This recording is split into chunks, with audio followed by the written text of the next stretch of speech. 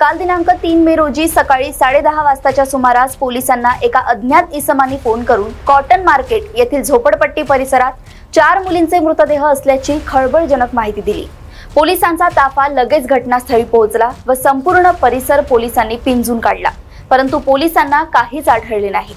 त्यानंतर ज्याने ही माहिती दिली त्याचा फोन बंद असल्याने त्याच्याशी देखील संपर्क होत नसल्याने ही माहिती खोटी आहे असा निष्कर्ष पोलिसांनी काढला व शासन यंत्रणांचा वेळ वाया घालवण्याच्या गुन्ह्याखाली खोटी माहिती देणाऱ्या आरोपीवर गुन्हा दाखल करण्यात आला आहे। आज सकाळी 10:30 वाजण्याच्या सुमाराला पोलीस नियंत्रण कक्षाला एका कॉलरने कॉल करून एक अत्यंत सिरियस बातमी कळवली की कॉटन मार्केट परिसरामध्ये जी झोपडपट्टी आहे त्या झोपडपट्टीमध्ये 4 मुलींचे मृतदेह आहेत अशी बातमी त्यांनी कॉलवर देऊन कळवली।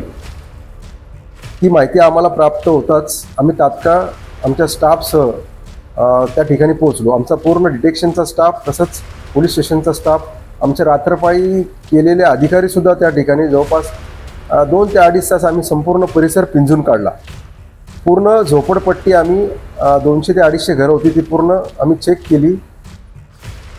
कॉलरने त्याचा माहिती दिल्यानंतर फोन बंद केला होता, त्यामुळे त्याशी संपर्क होऊ शकत नव्हता, परंतु माहिती ही अत्यंत सिरियस असल्यामुळे आम्हाला पूर्ण परिसराचा शोध घेणं गरजेचं होतं। त्यामुळे आम्ही त्या 200 ते 250 घरांची पूर्ण चेकिंग केलं। त्या भागामध्ये तो जो कॉलरचा नंबर आहे त्या नंबरचा कोण व्यक्ती राहतोय का, ट्रू कॉलरवर त्याचं जे नाव आहे त्या नावानिशी सुद्धा आम्ही तिथं पूर्ण चौकशी केली, परंतु त्या प्रकारचा कोणी व्यक्ती त्या ठिकाणी राहत असल्याचं आढळून आलं नाही।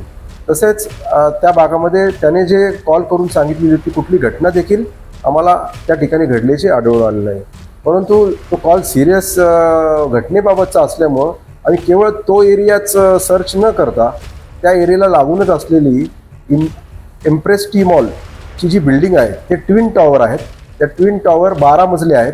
12 मजली ट्विन टॉवर्स आम्ही खाली तळमजल्यापासून ते टेरेसपर्यंत पूर्ण ते बिल्डिंग आम्ही सर्च केली, परंतु त्या ठिकाणी सुद्धा आम्हाला कुठल्याही प्रकारचा असा अनुचित काही प्रकार घडलेला आढळून आला नाही। आम्ही पूर्ण त्या एरियामध्ये कॉटन मार्केटच्या पूर्ण एरियामध्ये सुमारे 2 ते 2.5 तास पूर्ण सर्च घेतला, परंतु त्या सर्चमध्ये आम्हाला कुठल्याही प्रकारे असा काही प्रकार घडल्याचं आढळून आलं नाही। त्यामुळे या कॉलरने आम्हाला जी खोटी बातमी दिलेली आहे त्या खोटी बातमी दिल्यामुळं आमचा सरकारी यंत्रणेचा 2 ते 2.5 तासाचा जो वेळ वायाला गेला, आमची सर्व यंत्रणा त्या कामाला लागली। त्यामुळे त्या व्यक्तीला कायद्याचा वचक बसवण्यासाठी आम्ही त्याच्याविरुद्ध भादवी कलम 177 अन्वये गुन्हा दाखल केलेला आहे।